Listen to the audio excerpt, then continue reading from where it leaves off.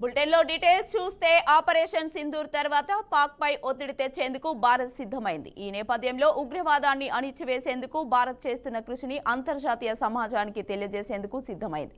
ఈ క్రమంలో విదేశాలకు 7 భారత ప్రతినిధి బృందాలను పంపనుంది.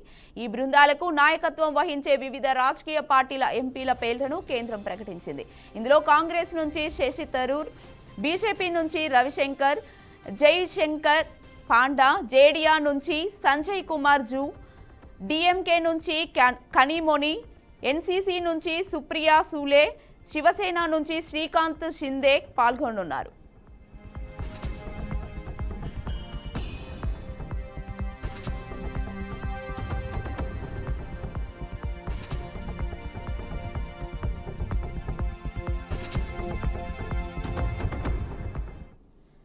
ఇదే అంశంపై మరింత సమాచారాన్ని మా అవుట్పుట్ ఎడిటర్ వెంకట్ అందిస్తారు. వెంకట్,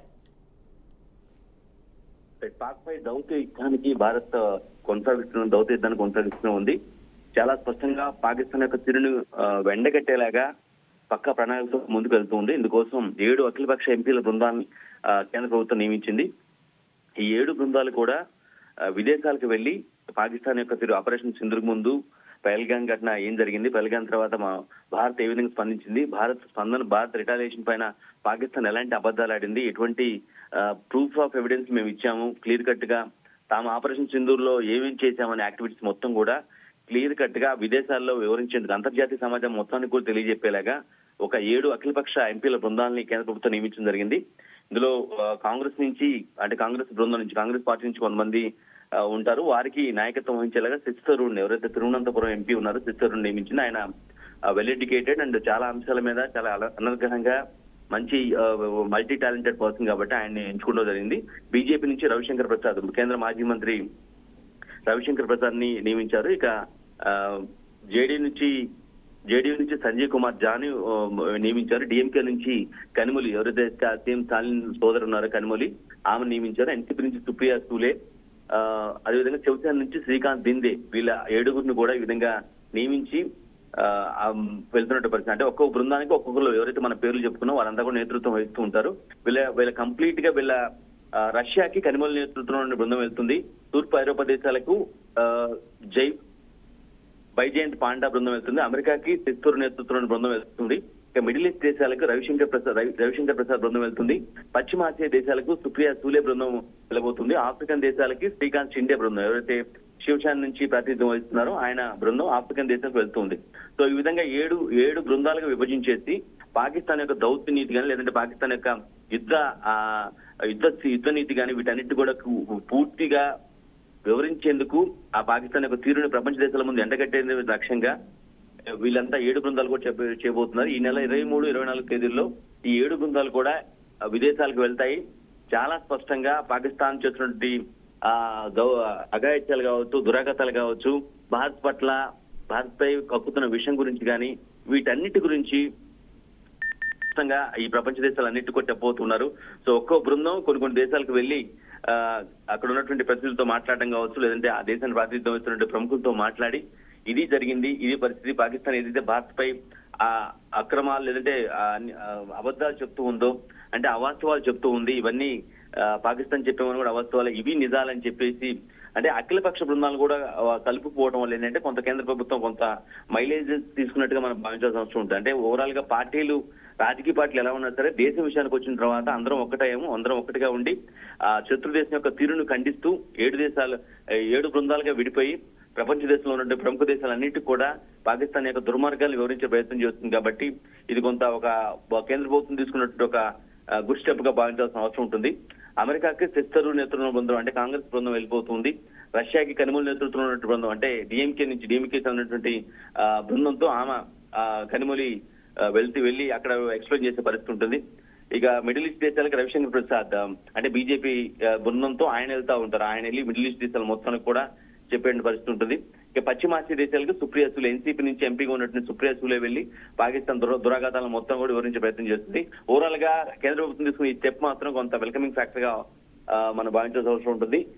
దీని తీరు మొత్తం కంప్లీట్ గా పహల్గామ్ దాని నుంచి ఇప్పటివరకు జరిగిన సంభాషణలు మొత్తం ఇప్పటివరకు జరిగినటువంటి ఇన్సిడెంట్లు పరిణామాలు మొత్తాన్ని కూడా ఆయా దేశాలకు వివరించి పాకిస్తాన్ దురాఘాతాలను మొత్తం కూడా కంప్లీట్ గా వివరించే ప్రయత్నం చేయడానికి కేంద్రం తీసుకున్న స్టెప్. ఇందులో భాగంగా ఈ నెల 23-24 తేదీల్లో ఈ 7 బృందాలు కూడా వెళ్లి అక్కడ అఖిలపక్ష బృందాలు వెళ్లి మొత్తం క్లియర్ కట్ గా వివరించేందుకు ప్రయత్నిస్తున్నాయి.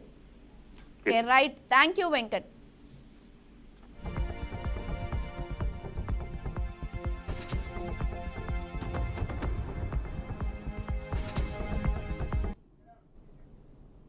రెడీగా మరో బ్రేకింగ్ న్యూస్ చూస్తున్నాం. పంజాబ్ రాష్ట్రంలోని హర్యానాలో పాక్ గూఢచారి దేవేంద్ర సింగ్ ని పోలీసులు అరెస్ట్ చేశారు. 2024లో కర్తార్పూర్ కారిడార్ ద్వారా దేవేంద్ర సింగ్ పాకిస్తాన్ వెళ్లినట్లు చెప్పారు. పాకిస్తాన్లోని నిఘా అధికారులను కలిసినట్లు తెలిపారు. పాకిస్తాన్ నిఘా సంస్థ ఐఎస్ఐ దేవేంద్ర సింగ్ ను హనీ ట్రాప్ ద్వారా తమ గుప్పిట్లో పెట్టుకుందని వివరించారు. భారత సైనిక స్థావరాల వివరాలను పాక్ నిఘా సంస్థకు చెప్పాడని సమాచారం అందడంతో నిందితుడిని అరెస్ట్ చేసి ఫోన్ స్వాధీనం చేసుకుని బ్యాంకు లావాదేవీలను పరిశీలిస్తున్నట్లు ఉన్నతాధికారులు వెల్లడించారు.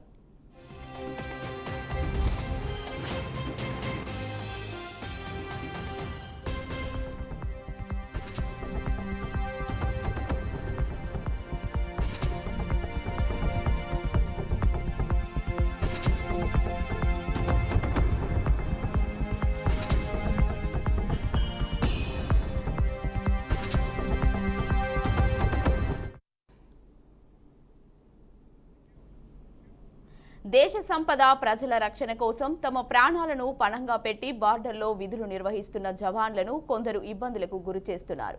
జవాన్ల భూములను కబ్జా చేస్తూ ఇబ్బందులకు పాల్పడుతున్నారు. తమ ఆస్తులకు రక్షణ లేకుండా పోయిందంటూ జవాన్లు ఆవేదన వ్యక్తం చేస్తున్నారు. తాజాగా ఓ జవాన్ తమ భూమిని కొందరు వ్యక్తులు కబ్జా చేశారంటూ సెల్ఫీ వీడియో తీసి సోషల్ మీడియాలో పోస్ట్ చేశారు. సిద్దిపేట జిల్లా అక్బర్పేట భూంపల్లి మండలం చౌదరిపల్లి గ్రామానికి చెందిన రామస్వామి గ్రామంలో కొందరు వ్యక్తులు భూమి కబ్జా చేశారని అధికారుల చుట్టూ తిరుగుతున్నా న్యాయం జరగడం లేదంటూ సెల్ఫీ వీడియో తీశారు. ఎన్నిసార్లు మొరపెట్టుకున్నా ఆర్డీఓ కలెక్టర్లు పట్టించుకోవడం లేదని ఆవేదన వ్యక్తం చేశారు. తమ తల్లిదండ్రులను బెదిరిస్తున్నారని వాపోయాడు. తమ కుటుంబానికి సీఎం రేవంత్ రెడ్డి న్యాయం చేయాలంటూ సెల్ఫీ వీడియో పంపించాడు. జవాన్ రామస్వామి తన దేశ సరిహద్దుల్లో పోరాడుతుంటే సొంత ఊర్లో తన భూమి కబ్జా చేశారని వాపోతున్న జవాన్ తన భూమి తమకు దక్కేలా చర్యలు తీసుకోవాలని జవాన్ రామస్వామి వేడుకున్నాడు. జై జవాన్ అని అనడమే తప్ప ఆచరణలో మాత్రం ప్రజల వైఖరి ఇలా ఉంటుందా అని పలువురు ప్రశ్నిస్తున్నారు. నమస్కారం. జై హింద్, జై జవాన్, జై కిసాన్. నా పేరు బి రామస్వామి. నేను జమ్మూ కాశ్మీర్లో పాకిస్తాన్ బార్డర్లో డ్యూటీ చేస్తున్నాను ప్రస్తుతానికి.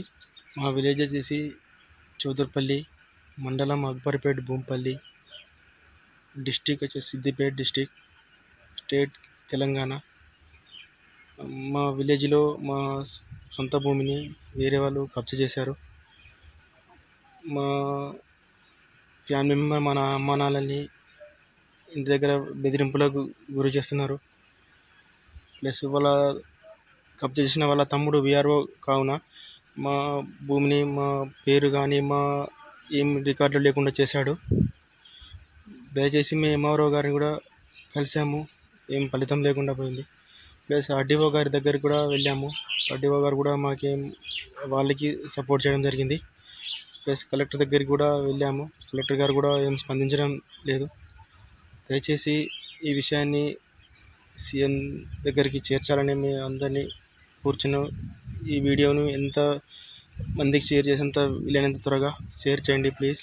మా ఫ్యామిలీ మెంబర్ కొంచెం ఇబ్బందిలో ఉన్నారు. దయచేసి మమ్మల్ని ఆదుకోగలరని నా యొక్క మనవి. జై హింద్. ఓకే, ఇదే అంశంపై మరింత సమాచారాన్ని మా ప్రతినిధి బాసిత్ అందిస్తారు. బాసిత్. కీర్తి, తమ భూమిని కొందరు వ్యక్తులు కబ్జా చేశారంటూ జవాన్ సెల్ఫీ వీడియో రిలీజ్ చేశారో ఆ వీడియో కాస్త వైరల్ గా మారింది. ప్రస్తుతం అయితే జమ్మూ కాశ్మీర్ లో ఆర్మీ జవాన్ గా పనిచేస్తున్న అక్బర్పేట భూంపల్లి చౌదరిపల్లి గ్రామానికి చెందిన రామస్వామి తన వీడియోను రిలీజ్ చేశారు. తనకు సంబంధించిన భూమిని గ్రామంలో కొందరు వ్యక్తులు భూమి కబ్జా చేశారని, అధికారుల చుట్టూ తిరిగినా న్యాయం జరగడం లేదంటూ ఆయన ఆ సెల్ఫీలో వీడియోలో రికార్డ్ గా పంపించడం జరిగింది.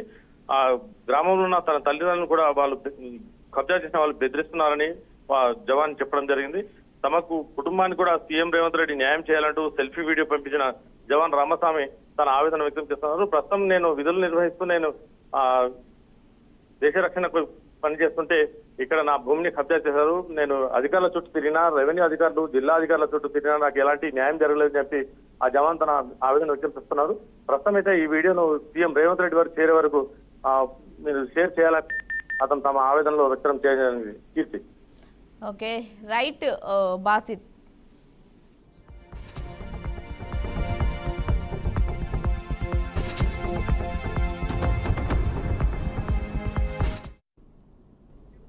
తెలుగు రాష్ట్రాలకు వాతావరణ శాఖ హెచ్చరికలు జారీ చేసింది.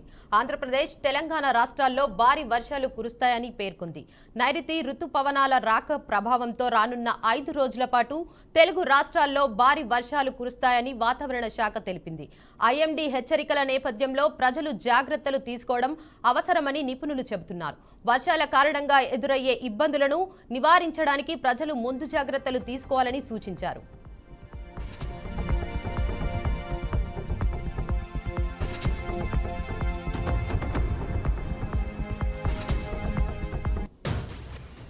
ఏపీలో నేడు అక్కడక్కడ భారీ వర్షాలు కురిసే అవకాశం ఉందని వాతావరణ శాఖ తెలిపింది. అల్లూరు జిల్లాలో మోస్తారు నుంచి భారీ వర్షాలకు అవకాశం ఉంది. పిడుగులు, ఈదురు గాలులతో కూడిన వర్షాలు పడనున్నాయని వాతావరణ అధికారులు చెప్పారు. విజయనగరం, మన్యం, ఏలూరు, కర్నూలు, నంద్యాల జిల్లాలకు కూడా హెచ్చరికలు జారీ చేశారు.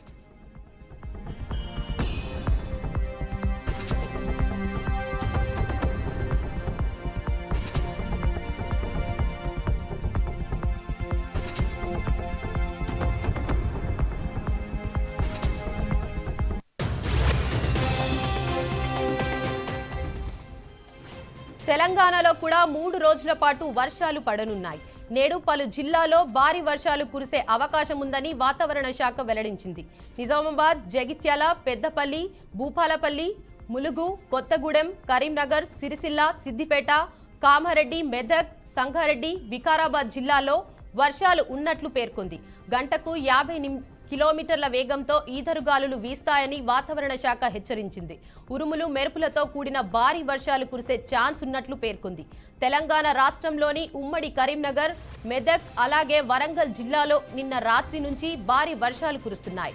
అర్ధరాత్రి గాలులతో కూడిన భారీ వర్షం పడింది. ఇవాళ కూడా చల్లటి వాతావరణం నెలకొంది. వర్షం ఎక్కువగా ఉత్తర తెలంగాణలో మాత్రమే పడనున్నట్లు వాతావరణ శాఖ వార్నింగ్ ఇచ్చింది.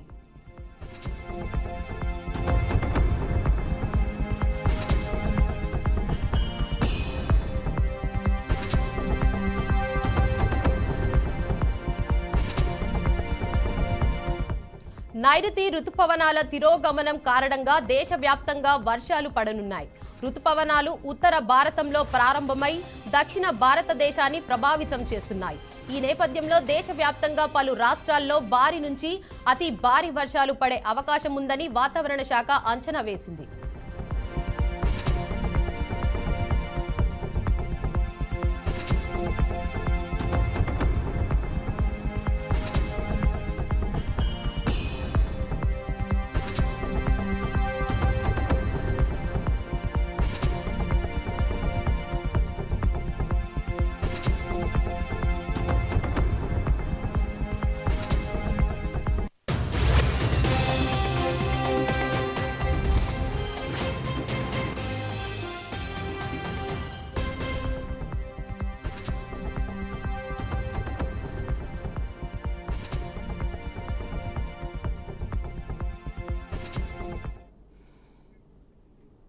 అనకాపల్లి జిల్లా కేంద్రంలో 4 సంవత్సరాల పాప అదృశ్యం అయిన ఘటన కలకలం రేపింది. ఈ నెల 14వ తేదీన ఇంటి వద్ద ఆడుకుంటుండగా బీశెట్టి లోహిత అనే చిన్నారి తప్పిపోయినట్లు తల్లిదండ్రులు పోలీసులకు ఫిర్యాదు చేశారు. పోలీసులు కేసు నమోదు చేసి దర్యాప్తు చేపట్టారు. గాంధీబొమ్మ జంక్షన్ వద్ద ఓ మహిళ వెంట పరిగెడుతూ వెళ్తుండగా సీసీటీవీ కెమెరాలో పాప కనిపించినట్లు పోలీసులు గుర్తించారు. సీసీ కెమెరాల ఆధారంగా బృందాలుగా ఏర్పడి గాలింపు చర్యలు చేపడుతున్నట్లు పోలీసులు వెల్లడించారు. అనకాపల్లి జిల్లాలో 4 సంవత్సరాల చిన్నారి అదృష్టమైన ఘటన మనకు మామూలుగా కలకలం రేపింది. ఇక ఇదే విషయంపై మా ప్రతినిధి నాయుడు అందిస్తాడు.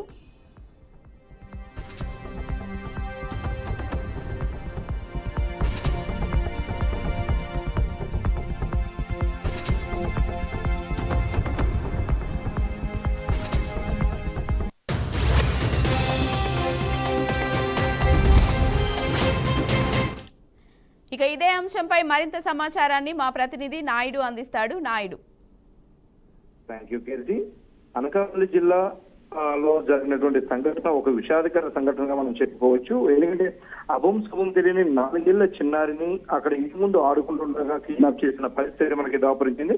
అనకాపల్లిలో గాంధీ బొమ్మ దగ్గర ఉన్నటువంటి లోకావారి వీధిలో బీశెట్టి రోహిత అంటూ కూడా తన తల్లిదండ్రులతో పాటు నివసిస్తూ ఉంది. అయితే తను 2 రోజుల క్రితం ఇంటి ముందు ఆడుకుంటూ ఉండగా అనుకోని పరిస్థితిలో ఒక విధంగా చెప్పాలంటే కిడ్నాప్ గురైందని కూడా మనం చెప్పుకోవచ్చు. 2 రోజులుగా వాళ్ళు పోలీస్ స్టేషన్ కంప్లైంట్ ఇవ్వడంతో అయితే పోలీసులు ఆ ఫోటోతో ఉన్నటువంటి పోస్టర్లను అందించడం, అదేవిధంగా దీనికి సంబంధించి మొత్తం ఓవరాల్ గా కూడా మొత్తం ఇన్ఫర్మేషన్ అందరూ కూడా పంపించే పరిస్థితి అవుతుంది. అయితే కుటుంబ సభ్యులకు కూడా చాలా పెద్ద ఎత్తున ఆందోళనకు గురవుతున్న పరిస్థితి అవుతుంది. ఎందుకంటే 4 ఏళ్ల చిన్నారి తనకి ఏమీ తెలియదు, ఎవరితో వెళ్ళిందా లేదా ఎవరైనా కిడ్నాప్ చేశారన్నది కోణంలో అయితే మాత్రం పోలీసులు కూడా పూర్తి స్థాయిలో దీనిపై దర్యాప్తు చేపట్టారు. ఈ నేపథ్యంలోనే పూర్తి స్థాయిలో అనకాపల్లి జిల్లాలో అనకాపల్లి పట్టణంకు సంబంధించి ఓవరాల్ గా ఉన్నటువంటి సీసీ కెమెరాలు అన్నింటినీ కూడా ఒకటొకటిగా పరిశీలించిన నేపథ్యంలో పోలీసులకి ఒక రకమైనటువంటి చిన్న క్లూ కూడా దొరికిన పరిస్థితి కూడా కనిపిస్తుంది. ఒక మహిళ తనతో పాటు ఆ రోడ్డుపై ఆడుకుంటున్న రోహితను అయితే కనుక తనను జాగ్రత్తగా తీసుకొని బస్సు ఎక్కిస్తున్నట్టుగా కూడా సీసీటీవీ విజువల్స్ అయితే మనకి క్లియర్ గా కనిపిస్తున్న నేపథ్యంలో దానిపై పూర్తి స్థాయిలో విచారణ చేపట్టారు. అదేవిధంగా దీనికి సంబంధించి సీసీటీవీ విజువల్స్ కావచ్చు, ఇవన్నీ కూడా పూర్తి స్థాయిలో అన్ని మీడియాకు పంపించడం జరిగింది. అదేవిధంగా పోలీసులు అయితే దీనిపై విస్తృతంగా దర్యాప్తు చేపడుతున్నారు. ఎవరైతే మహిళ తన బస్సు ఎక్కే సమయంలో కూడా పాపను కూడా తీసుకుంటూ వెళ్ళింది, అయితే ఆమె తలపై ఒక బ్యాగ్ కూడా ఉంది అని కూడా మనకి గుర్తించిన పరిస్థితి అయితే ఉంది. చేతిలో ఉన్న ఏదైతే చేతిలో ఉన్న బ్యాగ్ కావచ్చు, తన తాలూకా పూర్తి ఫేస్ తాలూకా విజువల్స్ ని కూడా పూర్తి స్థాయిలో వాటిని మరింత పరిశీలనగా కూడా చూస్తున్న పరిస్థితి అయితే కనిపిస్తుంది. దీనిపై పూర్తి సమాచారాన్ని అయితే పోలీసులు కూడా దీనిపై తీవ్రంగా కూడా శ్రమిస్తున్న పరిస్థితి అయితే కనిపిస్తుంది. దీంతో పాటు ప్రజలు కూడా అప్రమత్తంగా ఉండాలని, ఎందుకంటే ఇటువంటి మహిళలు చిన్నపిల్లల్ని ఎత్తుకెళ్ళిపోయే గ్యాంగులు పాత గ్యాంగులా, లేదంటే కనుక వీళ్ళు ఏదైనా కొత్తగా ఉన్నారా, లేదంటే కుటుంబ నేపథ్యం సంబంధించి నేపథ్యంలో కూడా ఏమైనా ఎటువంటి సంఘటనకు పాల్పడారన్న దానిపై అయితే పోలీసులు అయితే పూర్తి స్థాయిలో విచారణ చేపట్టారు. అయితే ఎవరైతే ఈ మహిళ తను బస్సు ఎక్కించుకుంటూ కూడా తీసుకెళ్లినట్టుగా కూడా ఉన్న సీసీటీవీలో క్లియర్ గా రికార్డ్ అయిన నేపథ్యంలో బస్సుకు సంబంధించి ఏపీ ట్రాన్స్పోర్ట్ సంబంధించి అది బస్సు సంబంధించి కూడా పూర్తి స్థాయిలో నంబర్లను బేస్ చేసుకుని కూడా వీళ్ళైతే కూడా మొత్తం విచారణ అయితే చేపట్టడం జరిగింది. ఏదేమైనప్పటికీ కూడా పోలీసులు విచారణ వేగవంతం చేయాలని తల్లిదండ్రులు కూడా కోరుతున్న పరిస్థితి అయితే ఉంది. దీంతో పాటు ప్రజలందరికీ కూడా అప్రమత్తంగా ఉండాలని, వీటి తాలూకా ఫొటోస్ ని వీడియోస్ ని పూర్తి స్థాయిలో మీడియాలో ప్రచారం చేయాలంటూ కూడా పోలీసులు తెలిపిన నేపథ్యం కనిపిస్తుంది. అయితే ఏదైతే ఈ మహిళ తాలూకా రూపాయి కానీ లేదంటే ఆయన ఫోటోని కూడా మరింత క్లియర్ గా ఇచ్చేందుకు కూడా పోలీసులు కూడా సిద్ధంగా ఉన్నారు. ఈ నేపథ్యంలో ప్రజలు ఎవరికైనా సరే ఈ మొహం తాలూకా ఇది ఎక్కడైనా కనిపించినట్టయితే కనుక ఖచ్చితంగా పోలీసులకు సమాచారం ఇవ్వాలంటూ పోలీసులు ఫోన్ నెంబర్లు కూడా ఇవ్వడం జరిగింది. అదేవిధంగా కంట్రోల్ రూమ్ కూడా ఇంటికి కంప్లైంట్ ఇచ్చేందుకు కూడా వీళ్ళైతే కనుక మొత్తం పూర్తి స్థాయిలో అన్ని ఏర్పాట్లు కూడా చేసిన పరిస్థితి అయితే ఉంది. ఏది ఏమైనప్పటికీ ఈ చిన్నారి తాలూకా గత 2 రోజులుగా తల్లిదండ్రులను విడిచి ఉండడంతో అయితే కనుక చిన్నారి బెంగ పెట్టుకునే అవకాశం ఉందని కూడా తన తల్లి అయితే మాత్రం గగ్గోలు పెడుతున్న పరిస్థితి మనకి కనిపిస్తుంది. Okay, right. Thank you Naidu.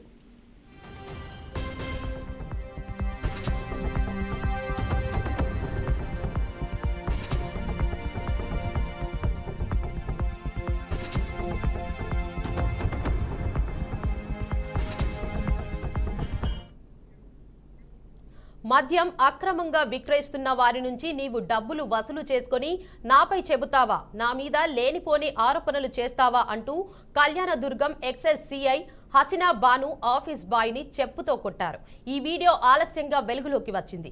Excise కార్యాలయం పరిధిలో మద్యం అక్రమంగా విక్రయిస్తున్న వారి నుంచి సదరు సిఐ ప్రతి నెల డబ్బులు వసూలు చేస్తున్నట్లు ఆరోపణలు ఉన్నాయి. ఇదే విషయంపై ఆఫీస్ బాయ్ నాని ఎక్సైజ్ ఉద్యోగుల సంఘానికి ఫిర్యాదు చేసినట్లు తెలిసింది.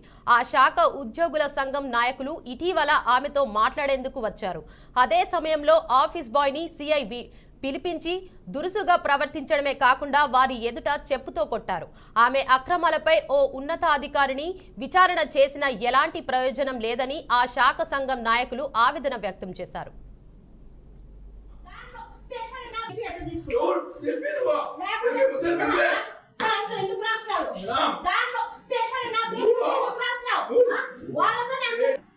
చెప్పు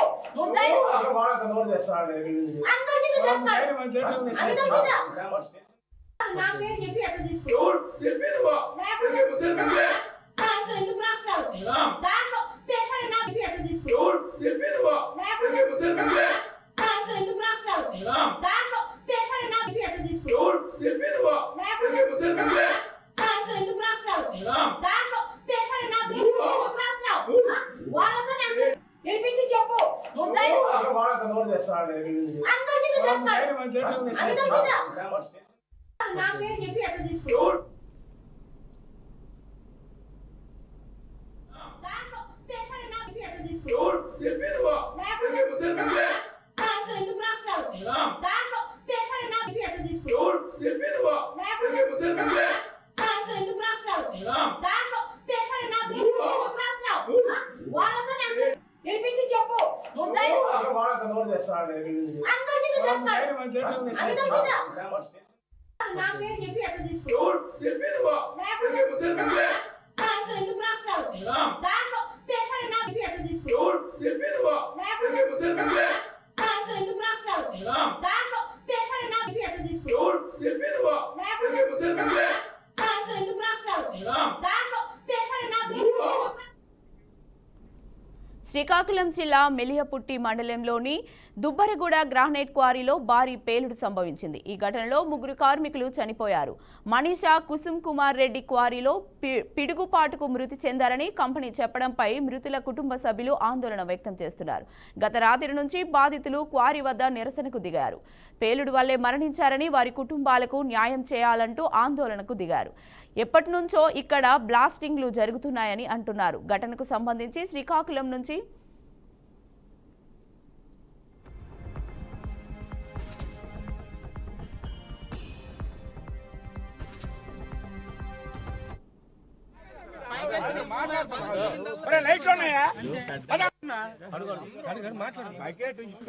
ర్యాంప్ సెంటర్ లో ఉండే బకెట్ 3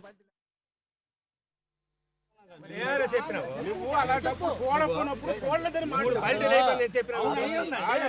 నువ్వు చూడనప్పుడు 3 పల్టీలు తోసినరా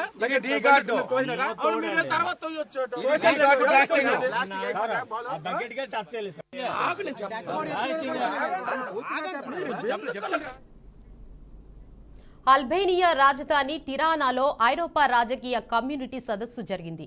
ఈ సమావేశానికి యూరోపియన్ యూనియన్ దేశాల నేతలు హాజరయ్యారు.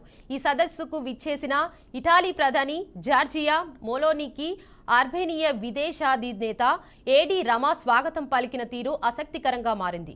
మోకాలిపై కూర్చొని ఏడీ ఆమెను ఆహ్వానించారు. మెలోనీ కారు దిగి వేదిక వద్దకు వస్తుండగా అల్బేనియా ప్రధాని ఏడీ మోకాలిపై కూర్చొని చేతులు జోడించి నమస్కారం చెబుతూ స్వాగతం పలికారు. వర్షంలోనూ ఆయన పలికిన ఈ ఆత్మీయ ఆహ్వానానికి మెలోనీ ఫిదా అయ్యారు. మెలోనీ తన ఇటాలియన్ సిస్టర్ అని చెప్పి ఏడీ రమా ఆమె ఎప్పుడు కనిపించినా సరే ఇలాగే పలకరిస్తారు.